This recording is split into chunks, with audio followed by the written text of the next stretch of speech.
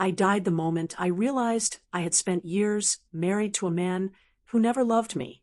At first, it was just a suspicion, a missed glance, a hollow kiss, a smile that never quite reached his eyes when he looked at me. But I explained it away, the way loyal wives are taught to do. He's stressed, I said. He's tired. I told myself love would come if I just stayed a little longer, gave a little more. I didn't see that every extra mile I walked toward him only widened the distance between us. It wasn't me he was thinking of at night. It was her, the woman he lost long before he ever said, "I do" to me. And I was the fool who mistook comfort for devotion. The day I uncovered the truth was not the day I fell apart. It was the day I started sharpening the blade of my freedom, slowly, silently, steadily. It was a rainy Wednesday when I found the emails. I wasn't snooping. I didn't have to. His laptop was open on the kitchen table, the way it always was, like he had nothing to hide. Maybe he thought I'd never question him. Maybe he thought I was too docile, too blind, too forgiving. But there they were, a series of conversations with a woman named Elise, the name he sometimes mumbled in his sleep, the name he dismissed when I asked about it with trembling hands years ago. They spoke of memories I was never part of, dreams they once built together, futures they imagined without me. The worst part wasn't the betrayal. It was the ease of it. How naturally he spoke to her about a life I was never invited into, even after he put a ring on my finger. I closed the laptop softly, carefully. I didn't confront him. Not yet. I needed more than anger.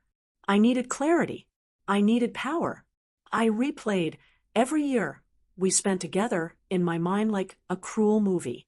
The rushed proposal, the half-hearted wedding vows, the way he praised me to his friends, but never touched me like he meant it. I wasn't a partner. I was a placeholder. A safe choice after the woman he truly loved slipped away. And while I had been building a home, planning a family, weaving dreams out of thin air, he had been living with ghosts. I had spent years loving a man who saw me as an obligation instead of a blessing. And now that I saw it clearly, there was only one thing left to do: leave in a way he would never recover from. At work, I acted normal, smiled at meetings, completed projects, laughed when appropriate. But underneath, I was carving an escape route with surgical precision. I opened a separate bank account, redirected my paychecks, researched apartments across town where no one knew my name. I didn't tell anyone, not even my closest friends. Secrets had been the language of my marriage. It was only fitting that my departure be wrapped in the same silence. Every day I played the perfect wife, cooking his meals, folding his shirts, making small talk about the news. And every night, I packed a little more of myself away, preparing for the day I would walk out the door without looking back. He noticed I was different. Eventually, "Are you okay?" he asked one evening, his brows furrowing as he reached for me across the dinner table. His touch used to set me on fire. Now it felt like chains. I smiled sweetly and lied the way he had lied to me for years. "I'm just tired," I said, and it was true. I was tired of being invisible, tired of waiting, tired of loving a man who never looked at me and saw forever. He relaxed at my answer, content with the surface, never daring to dive deeper. And I realized in that moment, he didn't really want to know me. He wanted the version of me who stayed quiet and stayed put. That version was about to disappear. The day I left was not dramatic. I woke up early, packed the last of my belongings into the trunk of my car, and left a single note on the kitchen counter. Not a plea, not an explanation, just a sentence that would haunt him longer than any goodbye. "You never loved me, and I finally love myself enough to leave." I didn't slam the door. I didn't burn his things. I drove away calmly, with the kind of peace that comes only when you realize you were never the one who was unworthy. You were just too good for the small love they had to offer. He called me later that day. 12 missed calls. Then 20. Then messages piling up like debris. At first, he sounded confused. Then angry. Then desperate. Come back. We can fix this. It was never what you think. I stared at the screen as it buzzed in my hand and felt nothing. No anger. No sorrow. Just a clean, bright emptiness where my need for him used to live.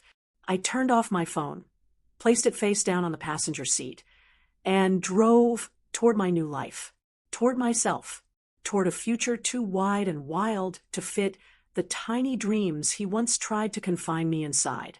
The first night in my new apartment, I slept on a mattress on the floor, surrounded by unopened boxes, and the soft hum of a world starting over. It wasn't glamorous. It wasn't easy, but it was mine. I lay there in the dark, feeling the pulse of freedom under my skin like a second heartbeat. For the first time in years, I wasn't waiting for anyone to come home. I wasn't measuring my worth by someone else's gaze. I was enough simply because I existed, and in that tiny, quiet space, a new woman was born, one who would never again beg to be loved. Days turned into weeks. The calls stopped. The apologies trickled into silence. I heard from a mutual friend that he was shattered by my leaving, that he had finally realized what he lost. I smiled at the thought, not with cruelty, but with the calm satisfaction of a lesson taught without words. He didn't miss me. He missed the version of himself he got to be when I was willing to carry all the weight. But that man and that life were dead to me now. I had already buried them in the rear-view mirror the day I chose myself. I started building new dreams, not ones that fit around someone else's life. Dreams that had room only for me. Freedom didn't feel like fireworks. It felt like a slow, steady unfurling. Mornings when I brewed coffee without rushing. Evenings spent reading until the sun dipped behind the skyline. Little things that once felt like luxuries became my new normal. I wasn't patching myself up anymore after daily cuts. I was growing, stronger, softer, more certain with each passing sunrise. The woman who stayed through years of half-love was gone. The woman sitting by the window, notebook in hand, smiling at the life blooming around her.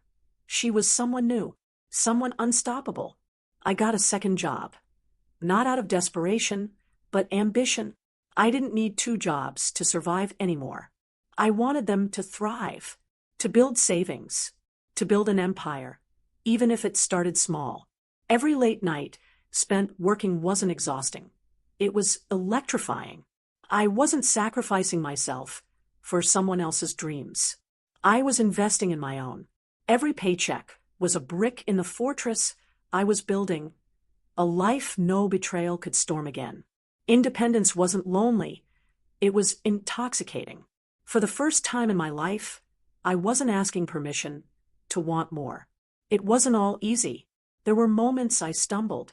Mornings I woke up tangled in old fears. Nights when loneliness whispered like a ghost across my empty bed. But now I knew, healing isn't a straight line. Some days you dance. Some days you drag yourself forward inch by inch. And both are victories. I didn't punish myself for grieving the life I thought I had. I honored it. I let it bleed out in tears, in long journal entries, in solo movie nights where I cried over silly films. I made space for the sadness without letting it drown me. And every time I stood back up, I felt stronger, steadier. People asked questions. Eventually, friends who hadn't heard the full story. What happened? Are you okay?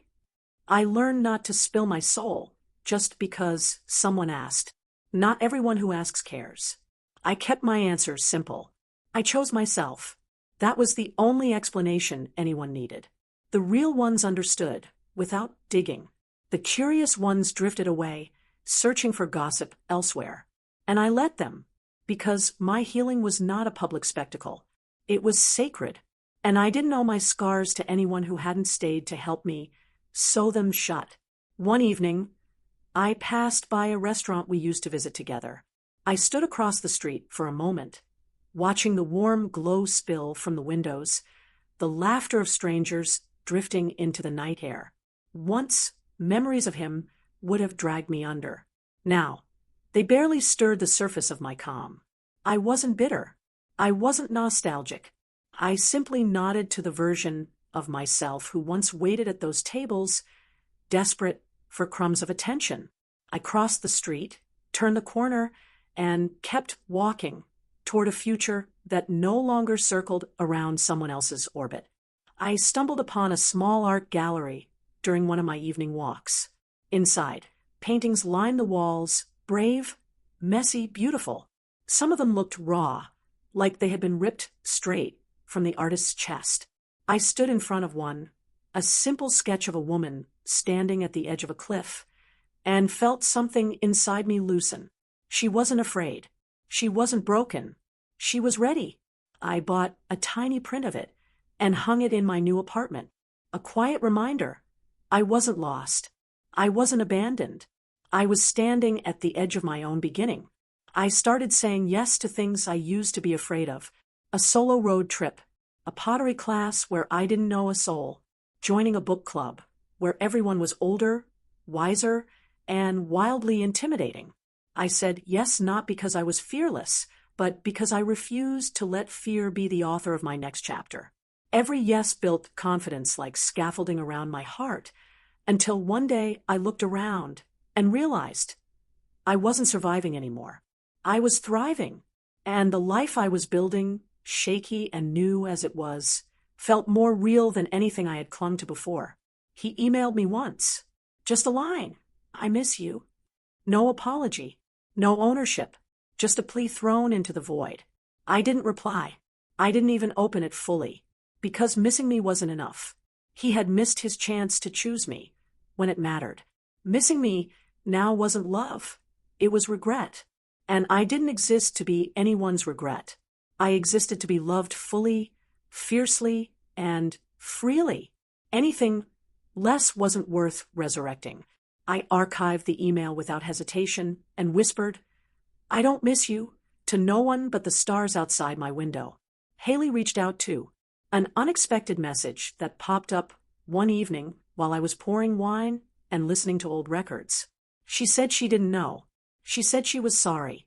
I didn't feel the urge to lash out. I didn't feel the need to argue. I just felt done. I didn't need revenge. I didn't need validation. I didn't need anything from people who only realized my value when it was no longer available to them. I deleted the message without reading further. Some wounds don't bleed anymore. Not because they never mattered, but because they finally healed. I wasn't chasing closure anymore. I was busy building my life too high for their apologies to reach me. I started celebrating the small victories. A full week of peace. A new recipe mastered. A project at work finished ahead of schedule. Every tiny win stitched a new layer of strength into me. I didn't need massive milestones to feel proud anymore. Growth was happening quietly, steadily, in the small decisions I made every single day. Choosing rest over self-punishment. Choosing peace over arguments. Choosing myself over everything that tried to tear me down. These small celebrations weren't loud. They didn't come with applause. But they were mine, and they mattered more than any empty validation I used to crave. My apartment grew with me. Paintings on the walls. Plants on every windowsill. Shelves full of books I loved, instead of ones I bought to impress someone else. I didn't decorate for visitors. I decorated for myself. For the woman who once thought she had to shrink to fit into someone else's mold. Every corner of my home whispered, "You belong to yourself now." And every time I stepped through that door, I was stepping into a life that was entirely, breathtakingly mine. The loneliness faded slower than the anger, but it did fade. I learned to enjoy my own company, to fill the quiet with laughter and dreams instead of dread. I discovered that solitude wasn't a punishment. It was a sanctuary. I wasn't waiting for someone to save me from my own life anymore. I was living it, full and wild. I wasn't afraid to sit alone in a restaurant. I wasn't afraid to book a trip by myself. My own presence, once something I ran from, became the safest place I knew. And that transformation, that was worth more than any cheap apology or half-hearted confession could ever offer. Work became more than just a paycheck. It became a place where I proved to myself, day after day, that I was capable of more than anyone had ever given me credit for. Promotions, new projects, opportunities one used to believe were meant for people louder, bolder, more obvious than me. But I realized something important. You don't have to be the loudest person in the room to own it. You just have to know you deserve to be there. And when you walk in with that quiet certainty, the world starts making room without you having to shove your way in. I started sketching again, not for anyone else to see, but because my soul needed a way to spill out the things words couldn't catch. My fingers remembered the motions before my mind did, swoops and lines, and wild, messy art that didn't ask for permission to exist. Some days, I sketched women running into the horizon. Other days, women standing still, roots growing from their feet into the earth. All of them brave, all of them broken and beautiful. Pieces of me, captured in graphite and charcoal and ink. Proof that surviving wasn't the end of my story. It was the beginning of my art. I met new people, slowly, carefully, not because I needed to be saved, but because I wanted to build a world rich with connection, laughter, and shared strength.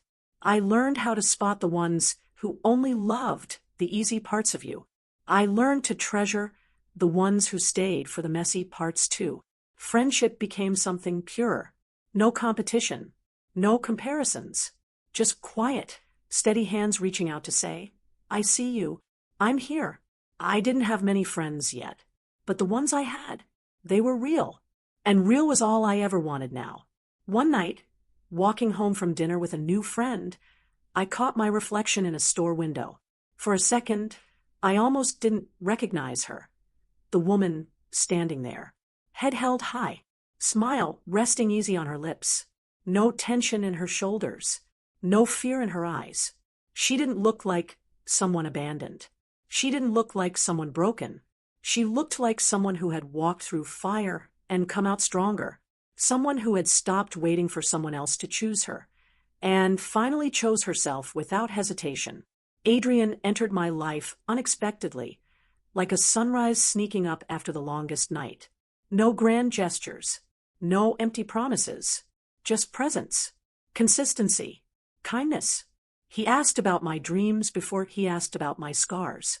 He didn't flinch when I told him I wasn't interested in saving projects or playing therapist to a broken man. He simply said, "Good, you deserve to be loved without conditions." I didn't fall for him quickly. I built trust slowly, brick by brick, because healing had taught me fast love isn't always real love, and real love is patient enough to grow. Our first date was simple: coffee, bookstore browsing, a walk through a park where the leaves were starting to turn gold. He didn't try to impress me with stories. He didn't try to pull confessions from my lips. He just was steady and real in a world that often felt like smoke and mirrors. I laughed more that night than I had in months. Real laughter, the kind that bubbles up from your chest without permission. And when he walked me to my door and didn't push for more, just smiled and said, "Whenever you're ready," I knew this was different. This was safe. I didn't lose myself in him. I didn't mold myself into someone he might like better. I stayed fully, stubbornly, gloriously myself. And for the first time, someone stayed anyway. I stopped waiting for the other shoe to drop. Healing had rewired my heart slowly, carefully, and now I didn't look for betrayal in every kindness. I let myself trust, cautiously, yes, but fully when it was earned. Adrian never asked me to be smaller, never asked me to forget the battles I fought. He loved the woman who had been burned and rebuilt, loved her because she never gave up on herself, even when everyone else did. And every day, I chose to believe that good things didn't always come with hidden costs. Some blessings just stayed. Life became lighter, not because pain disappeared, but because I learned how to carry it differently. I laughed louder, slept deeper, dreamed bigger. I didn't guard my happiness like a secret anymore. I let it shine. I didn't apologize for it. Happiness, I realized, didn't need to be earned through suffering. It was my birthright. I didn't owe anyone explanations for my joy, especially not the people who thought they broke me beyond repair. I was living proof that a soft heart could survive a hard world and still come out tender, still come out undefeated.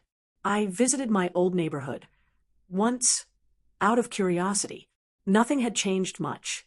The same cracked sidewalks, the same tired storefronts, the same memories tucked into alleyways and corners.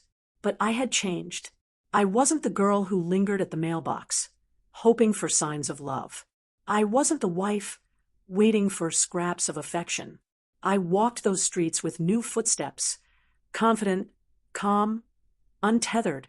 I passed by the old apartment, the old cafe, and smiled. They didn't own me anymore. They were just settings in a story I had outgrown, and what waited ahead of me was bigger than any street I'd left behind. Adrian met my friends slowly, organically, no pressure, no performative approval seeking. He fit into my life like he belonged there, but never tried to control it. We hosted casual nights at my apartment, laughter spilling into the hallways, music humming through the walls. It wasn't perfect. Nothing ever is. But it was real. No masks. No waiting for the other to change. I looked around those nights and realized I had built a life full of people who didn't just tolerate my story. They celebrated it. They celebrated me. And I would never again settle for anything less. There was a time I used to replay every mistake I made, every red flag I missed, every time I chose to stay when I should have run. But now, I didn't punish myself with the past anymore. I honored it, thanked it, because without those mistakes, I wouldn't have become the woman I love today. Every heartbreak, every betrayal, every lonely night was a stitch in the armor that now wrapped around my soul, not to harden it, but to protect its softness. Growth didn't erase the pain. It simply gave it meaning. It turned suffering into strength. I launched a creative project I had dreamed of for years, a blog dedicated to women reclaiming their voices after betrayal. It wasn't polished. It wasn't viral overnight, but it was mine. And every time a woman messaged me to say, "Thank you for putting into words what I couldn't say," I felt the invisible thread connecting us all tighten a little more. We weren't victims. We weren't broken. We were rebuilding quietly, fiercely, in ways the world often failed to notice. And now, I wasn't just surviving for myself. I was surviving out loud, so others could find their way too.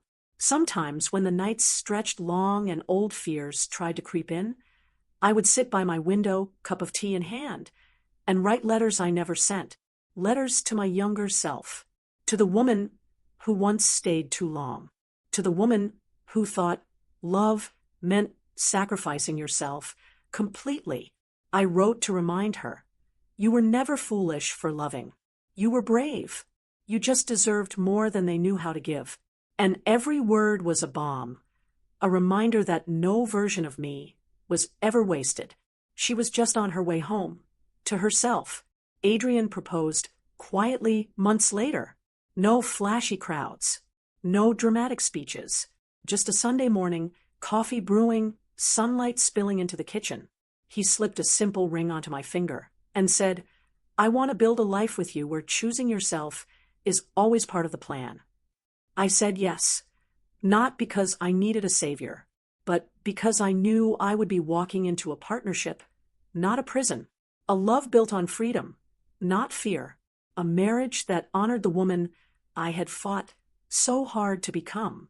Planning the wedding felt different this time. No frantic need to impress distant relatives. No scrambling to prove our happiness. It was small, intentional, full of people who loved me, not for what I could give them, but for who I was. I chose a simple dress, wore my hair loose, walked down an aisle lined not with tradition, but with the proof that sometimes you have to lose everything to find what's real. And when I reached Adrian's outstretched hand, I didn't feel like a prize being handed over. I felt like a woman choosing her future on her own terms.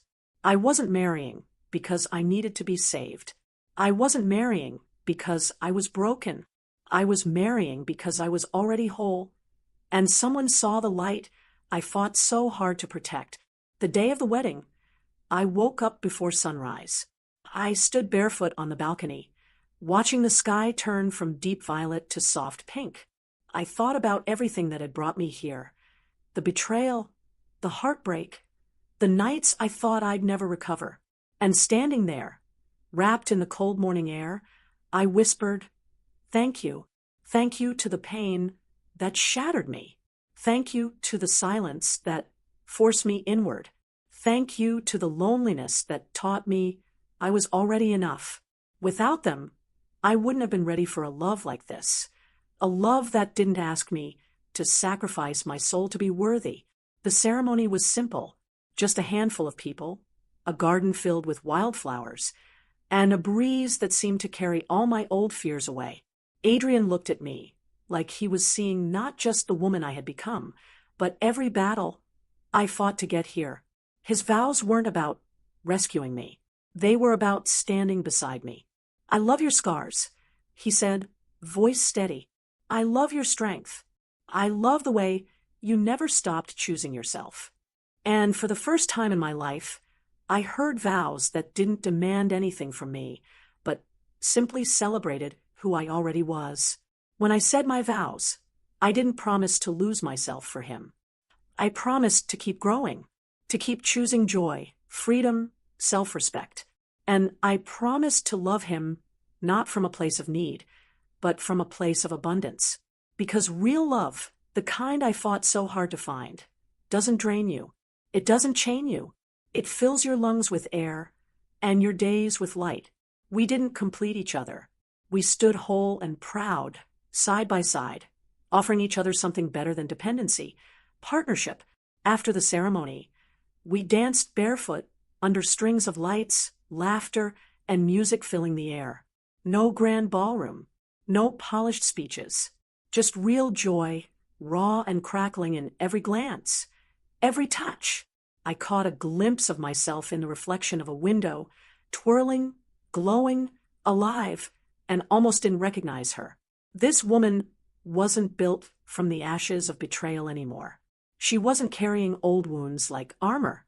She was free, free to love, free to live, free to never apologize again for taking up space in a world that once tried so hard to shrink her. Later that night, curled up beside Adrian, I realized I didn't escape my past by running faster. I outgrew it. Every betrayal, every whispered doubt, every hand that tried to hold me back. They simply couldn't reach the woman I had become. We spent our honeymoon in a quiet cabin by a lake, tucked away from the noise of the world.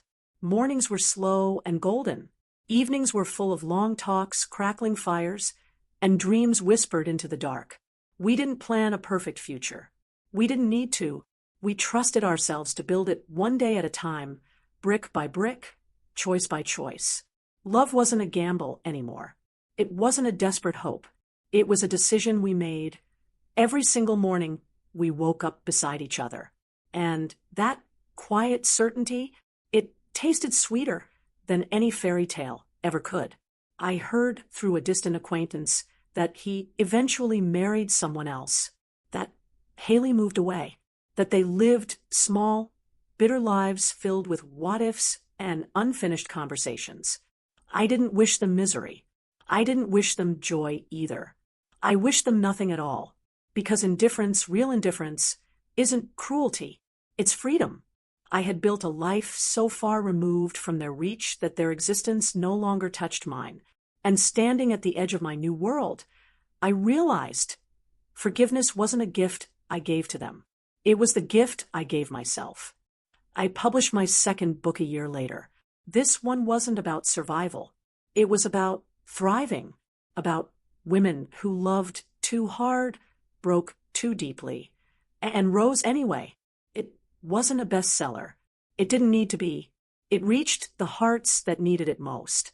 And every message I received, every woman who said, "You told my story," was another thread in the tapestry I had spent years weaving. I didn't need recognition. I didn't need validation. I had built something better, a legacy of choosing myself, loudly, fiercely, and without apology. Sometimes late at night, when the world was sleeping and the house was silent, I would sit by the window and let the memories drift by like old songs. I didn't chase them away. I didn't cling to them. I simply let them pass, like clouds over a wide, endless sky. The girl who once cried herself to sleep was gone. The woman who now sat there, wrapped in warmth and certainty, wasn't mourning anymore. She was celebrating every scar, every stumble, every moment of choosing herself again and again until she built a life she didn't need to escape from. I didn't win because I found new love. I didn't win because they regretted losing me.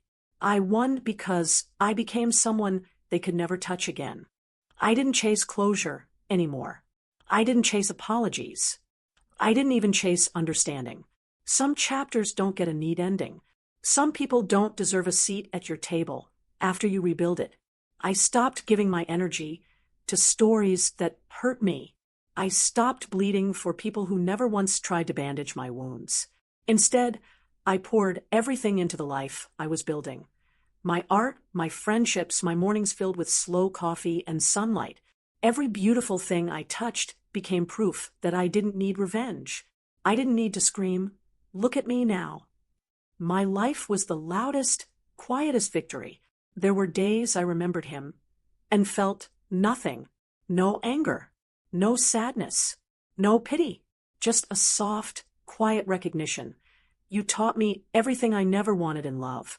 And for that, strangely, I was grateful. Because if I had never fallen into the wrong hands, I might never have learned how powerful my own hands could be. If I had never been abandoned, I might never have discovered how deeply I could belong to myself. Pain had been a cruel teacher, but it had taught me lessons that no easy road ever could. I started mentoring younger women at work, sharing pieces of my story, not the gory details, but the lessons. I told them to trust their instincts, to never let anyone's love feel like a burden, to build a life so full and wide that no betrayal could ever hollow them out again. They listened, wide-eyed, hungry for permission to dream bigger than anyone told them they could. And every time they walked a little taller after our conversations, I felt like I was planting seeds that would bloom long after my own story was old news. That was the real legacy, lifting others as I rose. Adrian and I built our home slowly, not just a house, but a space filled with things that mattered.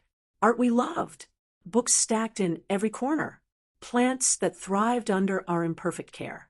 There was no race to perfection, no desperate sprint to milestones. We lived at our own pace, wrote our own rules. Every morning, we chose each other. And every night we gave thanks, not because everything was easy, but because it was real. I never thought love could feel like breathing, natural, essential, and utterly unforced. But it did. And I never took it for granted. I started hosting retreats for women, small weekends tucked into mountain cabins or coastal cottages, spaces where they could rest, heal, dream without permission. I watched them arrive tense, guarded, unsure, and leave lighter, louder, more whole. Every story they shared wove itself into a tapestry of survival, and I realized something profound. We weren't broken women trying to be fixed. We were warriors polishing our armor, sharpening our swords, learning how to love ourselves louder than the world ever had. We didn't just survive betrayal. We redefined it. We made it irrelevant. On the anniversary of the day I left, I didn't mourn. I didn't light a candle. I didn't cry. I celebrated. I bought myself flowers, cooked my favorite meal, took a long walk under the open sky, and whispered, "Look what you built." I wasn't waiting for anyone to acknowledge my journey anymore. I wasn't waiting for applause. I didn't need witnesses to validate my strength. My life was enough. My joy was enough. My quiet, ordinary, extraordinary survival was the only medal I ever needed to wear. Sometimes strangers would message me after reading my blog or my book. They would say, "I thought I was alone. I thought no one understood." And I would smile, tears prickling the corners of my eyes, and write back, "You're never alone. You're just walking a hard road toward a beautiful life you can't see yet." Because that was the truth. No one told me back then. The loneliness doesn't last forever. The heartbreak doesn't define you. You're not broken for wanting more. You're brave for refusing to settle. Adrian and I sat on the porch one autumn evening, watching the leaves fall. He reached for my hand and said, "You're the strongest person I've ever known." I didn't brush it off. I didn't minimize it. I simply smiled and said, "I fought hard to meet her." Because strength wasn't born overnight. It was carved day by day, decision by decision, in moments no one ever saw. And now that I had it, I wore it with quiet, unapologetic pride. I had earned every bit of the woman I had become. I never saw him again, not in passing, not in awkward reunions. He faded into the background like a story whose last page had long since been turned. Maybe he regretted losing me. Maybe he didn't. It didn't matter. Regret couldn't touch me anymore. What we shared wasn't a love story. It was a lesson, a bridge I had crossed to find myself waiting on the other side. And if he ever wondered what became of the woman he left behind, the answer was simple. She didn't just survive him. She became someone he could never reach again. I wasn't living to prove anyone wrong. I wasn't living to be remembered. I was living because somewhere along the way, I realized I was always meant to be unforgettable, not for the ones who lost me, but for the woman who finally chose herself.